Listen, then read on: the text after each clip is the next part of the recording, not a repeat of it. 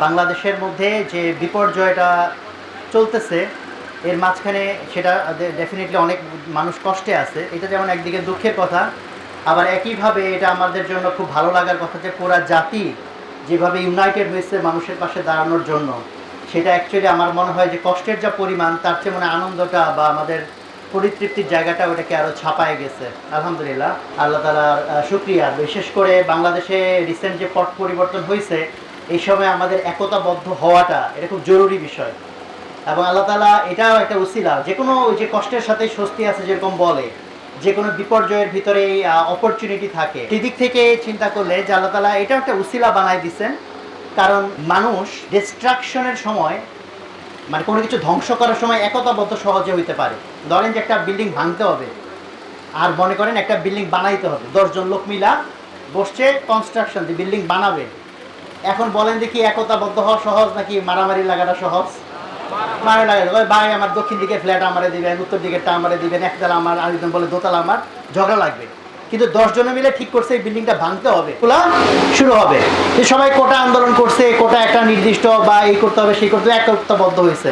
But যখন রাষ্ট্র গঠনের বিষয় আসছে তখনই স্বার্থের বিষয়, যে ভাই উনি কি পাবে, আমি কি পাবো, ওনারটা বেশি বড় হলো না আমারটা কম হইলো, এই লাভ ক্ষতির হিসেবে মানুষ তখন ডিভাইডেড হয়ে যায়।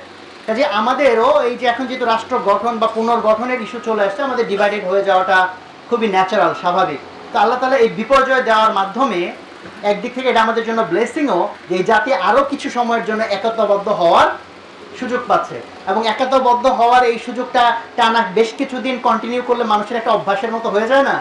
তো এই জন্য আল্লাহ তাআলা চাইতেছে আমাদের অভ্যাস হোক একতাবদ্ধ হওয়ার। তো সেদিক থেকে এটা একটা পজিটিভ সাইন, আলহামদুলিল্লাহ। এবং আরেকটা যেটা খুব পজিটিভ সাইন, যে মানুষের পাশে মানুষ দাঁড়াচ্ছে, সবাই দাঁড়াচ্ছে। তার মধ্যে বাংলাদেশে আমরা জানি যে এই যে সংখ্যালঘু বলা হয়, প্রকৃত সংখ্যালঘু কিন্তু আমরা যারা দাড়ি টুপিওয়ালা তারা। তো এইটা নিয়ে আসলে কোনো সন্দেহের কিছু নাই যে আয়না ঘর থেকে কয়জন অন্য সংখ্যালঘু বের হয়েছে আর কয়জন আমরা সংখ্যালঘু বের হয়েছে।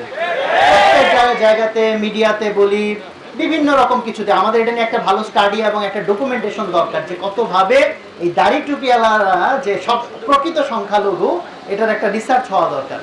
তো সেই জায়গা থেকে আমাদের ধরেন এখন একটা ব্রিদিং স্পেস অ্যাটলিস্ট তৈরি হয়েছে, একটু হলেও আগের তুলনায় একটু নিঃশ্বাস নেওয়ার জায়গা তৈরি হয়েছে।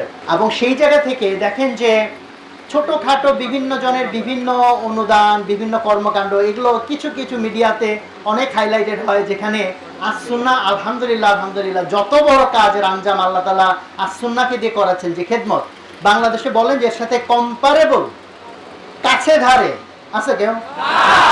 তারপরে দেখা যাবে যে বিভিন্ন মিডিয়া, কাউকে একটা টপ একটা মিডিয়া তাকে যখন আসসুন্নাহ বলছি নামটাই মনে শুনে না, এরকম অবস্থা।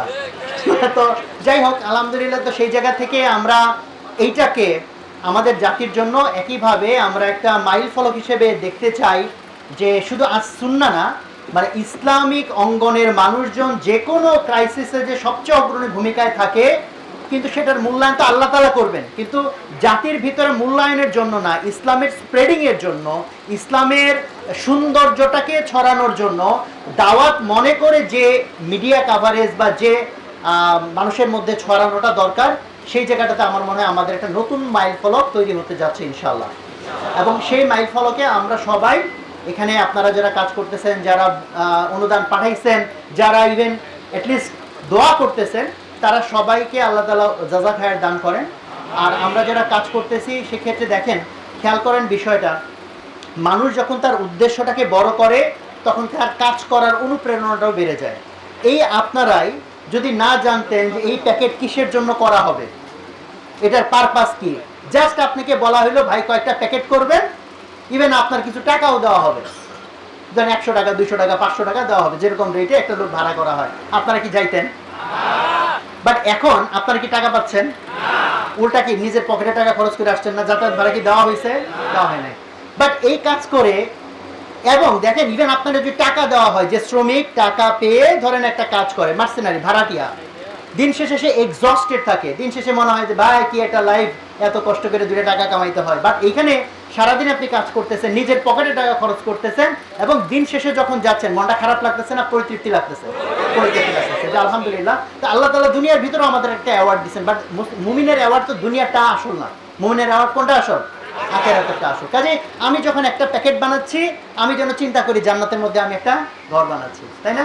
নিয়তের জন্য এখানে আমরা তাবলিগে গেলে আমরা নিয়মিত এটা বলি যে কাজের শুরুতে একবার নিয়তকে ঠিক করব, মাঝখানে একবার নিয়তকে ঠিক করব, লাস্টে একবার নিয়তকে ঠিক করব। সো নিয়তের সাথে স্যাক্রিফাইস, এখানে কম্পিটিশন হওয়া উচিত কার চেয়ে কে বেশি স্যাক্রিফাইস করলো, নাকি এইটা যে ভাই হে তো কাজ করে না, আমি কেন কাজ করব? আমরা তো ভাড়াটি হিসেবে আসি নাই, আমি আল্লাহ তাআলা খুশির জন্য আসছি। তাহলে আমার কম্পিটিশন হবে যে আল্লাহ তাআলা তাকওয়ার বিষয়ে কম্পিটিশন করতে বলছেন।